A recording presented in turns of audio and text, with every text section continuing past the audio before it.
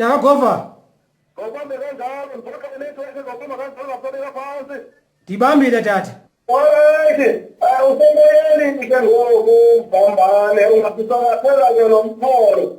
Siyabuza uma ngaba sithini imfundiso, sithini isithilelo esikuntetho kwalemboni. Ningalithanga ikhoka elingenamfundo. Kepha nithathe umqudu. Impela eqoqa lingenamfundo. Eyitolona lukhulu. Mntakagova. Isprofeto okokuqala yintoni isprofeto? Isprofeto mntakagova singaza kabini. Ngamanye amaxesha isprofeto kukuthetha into engekenzeki, into engekazi ukwenzeka. Ithi mhla yenzeka kuthiwe watsho ubani. Ngamanye amaxesha ingangabi njalo into yesprofeto. Masithi mntakagova unabangani ohamba nabo, ndiyabazi indlela zabazilunganga. Mna ndingumprofeti. Ndisuke ndiboniswe ngenye imini bekuthatha bekufaka ebhutini beyotshona nawe kwindawo engathi lihlathi. Masithi mhlambi ndibabone bekubulala. Okay, ndikuxalele. Ndide ndixalele nekhaya lakho. Uzawuthi wena, hayibo, umfakahoho ebehlele bazika kade ababantu ufanele ukuba nalombono kuba likhala analo elilimenza ade aphuphe okanye abe nombono bendibulalo bani. Abana kuyenza lonto leyo. Isuke ke ngoku ngelishwa zingabi ngaphi iveki yenzeke lonto leyo. Abantu bakokwenu bazobuza kumke ngokuba hemfakahoho kanti wathetha lento yazenzeka ubuveni thatha inyani. Apho ndiyakhona ke mntakagova ingxaki yesprofeto isebeni uba asihlalutywa ngemehlo nangendlebe, zihlalutywa ngomoya. Kuba ukuba uzihlalutya ngokujonga ngemehlo nangokumamela ngendlebe ungaphikisa yonke into ethethwayo ngosprofeto. Ithetha ukuthi ke ngoku apho ndiyakhona ke ndiya kanye kule ndawo uyibuzayo into yokokuba untsikane lo uthi zelingathathwa iqhosha elingenamthunja kuthathwe umqulu. Njengomntu ophandayo ke ndinamacala amabini elibali. Elokuqala icala njengomntu ophandayo bathi abanye untsikane uprofete into ebeyazi ibiseyikhona kakade. Abakholelwayo bayithatha laa nto bayitolike bona ngokomoya bathi wayetshila untsikane wathi kuza kuba nje.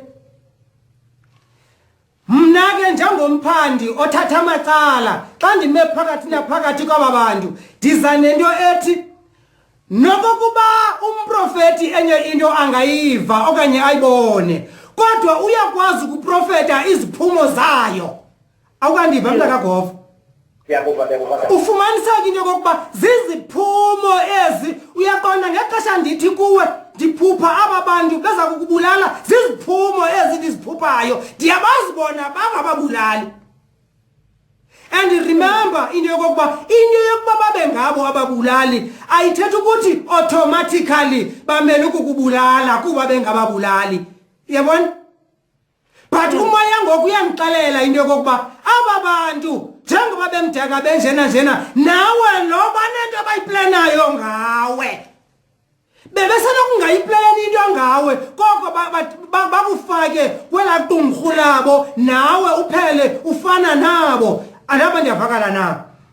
So apho ndiyakhona ke andifuni into yokokuba abantu xa bemamela xa betolika iziprofeto zikaNtsikane bazitolike ngokwemvakalelo. Ingaske bazitolike bazijonge njengabantu abakholelwayo kwizinto ezithethwa ngumoya. Maka sijonge ke ngoku into yokokuba intoni enokwenza yintoni iqhosha elingenamthunja, yintoni umqulu. Ya. Iqhosha iqoshe lingenamthunja yimali mntakagova uthi uNtsikane zeningayithathi imali uyabona ke dinento ndifuna ukuyiveza nje apha encinci mntakagova mna njengomuntu ongumphandi ndizame ukujonga ke ngoku imiphumela yemali nanjengento kokuba sikekelele ngakuyo kwenzeka ntoni kubomi bethu okanye kwenzeke ntoni kubomi bethu emveni koba ke ngoku sikhethe ukukekelela thina ngasemalini andazi wazahamba nawe na okay manqale ndize kule ndawo emveni koba thina siye sakekelela kakhulu ngakwimali otata bethu mntakagova bathi abantu abanenzondo yeBhayibhile basinika iBhayibhile abelungu bathatha umhlaba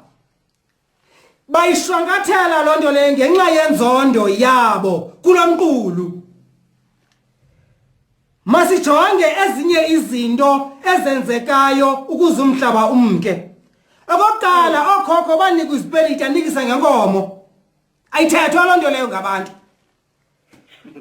okhokho banikwa izipili banikisa ngenkomo ayithethwa le bamepha kwiBhayibhile le bangayifuniyo kodwa leyo otata bethu babenikwa izipili banikisa ngenkomo ayithethwa ubuye ayijonga esasipili sisipili buzasithenga ngemali awunamali usithenga ngantoni ngenkomo yes uNtsikane wayeyibonile lonto leyo wayeyibonile mntakagova sithe sawukekelela ngasemalini ubuthi ungenamali ukhupha inkomo xa ungenamali ukhupha ibhokhwe xa ungenankomo yoko ungenamali ukhupha igusha uyayibona uba ngoku iyamka imfuyo yethu kwaphinde kwabakho amadabi apho kulwa umuntu omnyama nomuntu omnyama khona afika umlungu ancedise omnye umuntu omnyama lo uncedisiweyo akoyisa lowa emfazweni abelungu bathi ke ngoku ungasibhatali ngenkomo kule imeko ngoku sibhatale ngomhlaba kuba noko sisebenze kakhulu yemkinxalenye yomhlaba wokhokho bethu kodwa xa ujonga nalapho bubutshakala bokufuna ukungena kumgibe wemali mntakagova kuba ubaba benemali okhokho bethu ndiqinisekile ngeba besuke izinto ezininzi bazithenga naxa befuna uncediswa emfazweni babezavele bakhupha imali yafumana qha ngoku yathi kuba bengenamali lebe kuthoze bangayihoyi yathi kuba bengenamali baphela ngoku benikisa ngemfuyo yabo ngezinto ezingenamsebenzi bade banikisa nangomhlaba ngezinto ezingenamsebenzi apho ke ndiyakhona ndiya kwindawo ethi ke ubungaphinda ujonge ngo-1976 ukuza ngeneno kwelixesha nathi sesingathi siyafuna ubona iinkosi zethu ungena kwe-politicians zazisithi kuthi aba bantu bathengwa ngemali bathengwa ngebranti bathengwa ngeenkabi zegusha mabashanxe thina zi-politicians siza kunithatha sinise kwilizwe lobusi sakunisa kwikanana yabantu abamnyama kutsho ii-politicians ezinazo namhlanje mntakagova zithengwa kwangalaa mali heyi uyayibona le nto uba okokoko yabande till now mntakagova laa mali yaba yingxaki ingekabikho laa mali kuthiwe masiyithamba singayithathi mntakagova ibe yingxaki imali ingekabikho mntakagova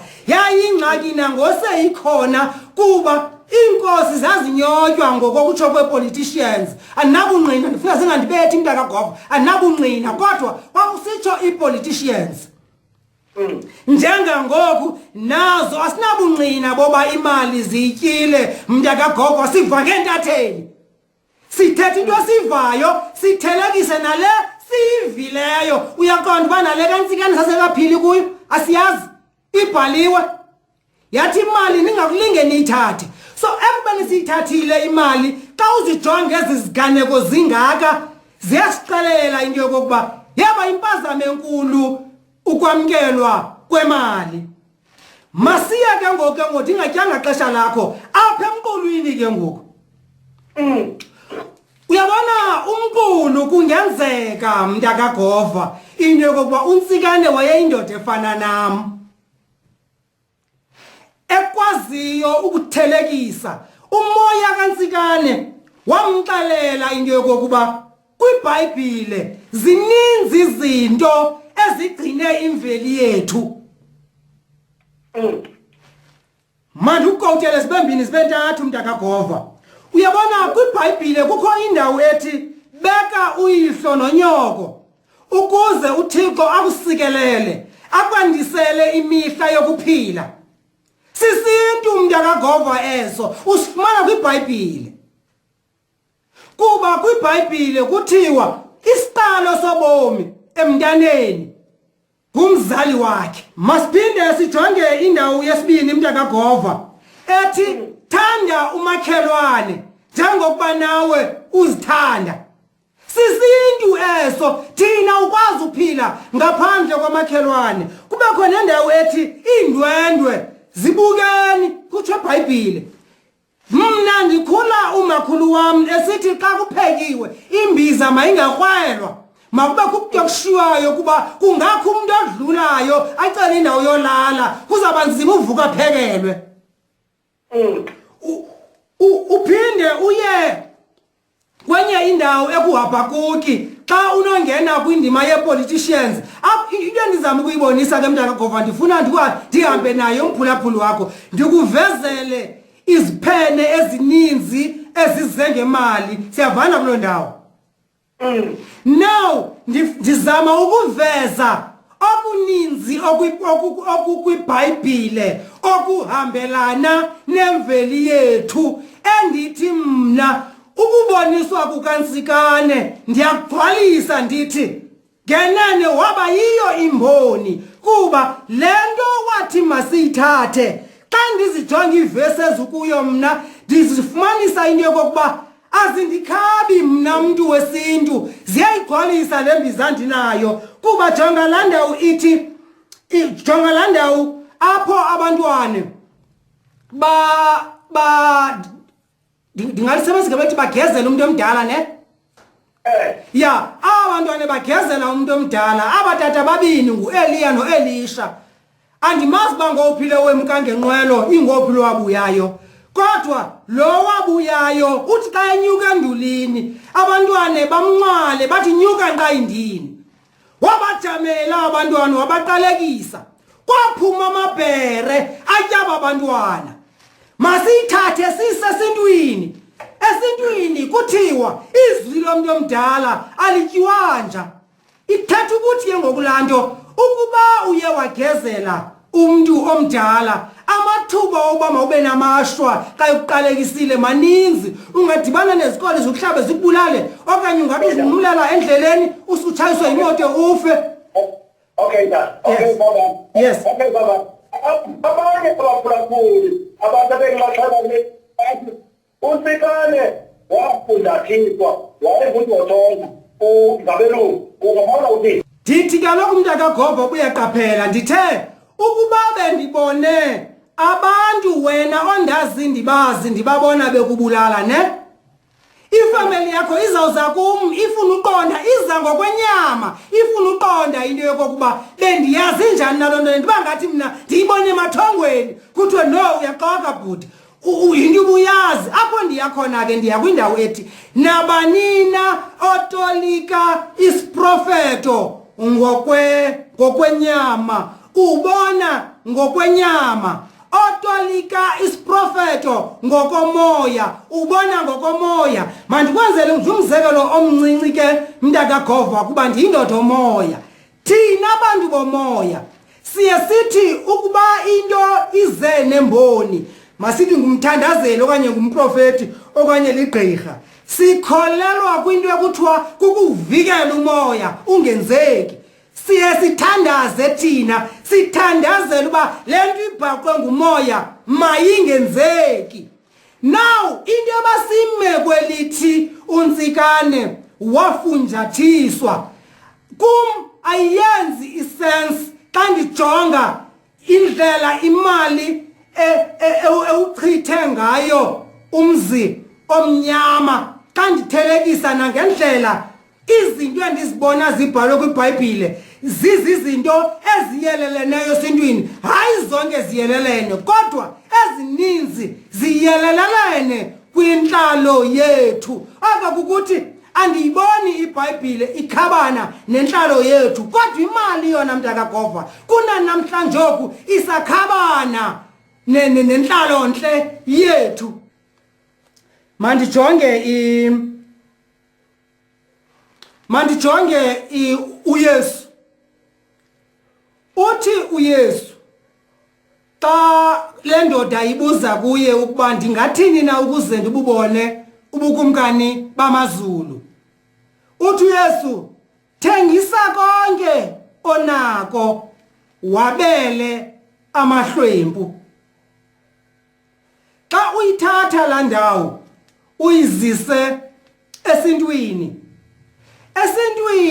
umzi wesityebi ubuphuphumala amahlwempu ebehamba ayokuncedisa afumana ukutya, kanti yawuthi xa kuvunwa indoda izibone seyigoduka iphethe ingxowa yombona nengxowa yembotyi nengxowa yamathanga. Aka kukuthi inhlalo yethu, ingakumbi thina maXhosa, inhlalo yethu yayikukwabelana. NeBhayibhile ayikhabani nokwabelana. Koko nje iBhayibhile mntakaGova ixhomekeka kwinto yokokuba uyijonga umi kweliphi icala. Ukuba uyijonga ume kwicala labantu abanenzondo ngakuyo, uzawuzibona zonke izinto ezimbi kwiBhayibhile. Kodwa ubuyijonga ungumntu oza ngemehlo lokhozi, ungabikho phakathi kwabantu, undize phezulu, uyijonge iBhayibhile ubume bayo, ujonge noYesu xa ezawubethelela emnqamlezweni athi kubafundi bakhe, elidabi ayililo idabi lenyama, lidabi likamoya. Ithatha ukuthi ke mntakaGova, ukuba ungumntu ophilayo ngokwasemoyeni awusoze ube nayo ingxaki neBhayibhile. Uyakuba nayo ingxaki neBhayibhile xa uthe wafa ngokwasemoyeni, kuba iziprofeto azinabala. Kwantu mntakaGova weIngwane FM kuprofeta de kuprofete nenja. Ndikhumbula pha ko-1976 imbali endiyifundileyo ithe China kwaprofeta izinja. Uthi unobalisa zazibaleka zisiya ngakwidirection ethile, zibaleka zisenza ingxolo engaqhelekanga, kanti emveni koko kuzawuzinyikima eyabulala inkitha yabantu. Ezazinja zayiprofeta lanyikima mntakaGova, ezazinja zayiprofeta lanyikima. Esintwini ke awukwazi ukuthi xa uthetha uthi enye into uzoyijonga ngemehlo lenyama, kuba xa sinozijonga ngemehlo lenyama zonke izinto singaphela singenalo kwa isiko, mntakaGova. Kuba ndike ndeva umsasazi wenye i-radio station ekwa-SABC esithi isandla sinasini nentombi ingahlaba, utolika into kamoya ngokwenyama kuba isiko lelikamoya. Abuye athi isinyanya asinasini, kwele minyanya wonke umuntu uyafana kuba kuphila umoya wodwa kodwa endikwaziyo mna kowuphupha utata uhlale ngutata utata omkhulu uhlale ngutata omkhulu naxa ndibanqula ndithi umakhulu ndithi uJola inkomo ndithi uncodwe ndikhwazi utata omkhulu ndithi uvambana umahlahla ugxarha usiyoyo unjembu umlawu ngoku bekwele mimoya ndibanqula ngokwezini zabo kuba ndikholwa ngokomoya hayi ngokwenyama xa ndikholwa ngokwenyama ndiza kuyiphikisa into yokokuba isinyanya esiyindoda siba yindoda kwele mimoya esingumama siba ngumama kwele mimoya ndiza kuyiphikisa kuba ndisebenzisa utoliko ngqiqo lwasenyameni okanye utoliko ngqiqo lwasesikolweni andisebenzisi utoliko ngqiqo lwakwamoya ngamagama amafutshane ke xa ndiqwela ndishobadela ndivala mntakagova weIngwane FM nabaphulaphuli bakho ndithi uNtsikane andimbeki tyala kumkhumechaya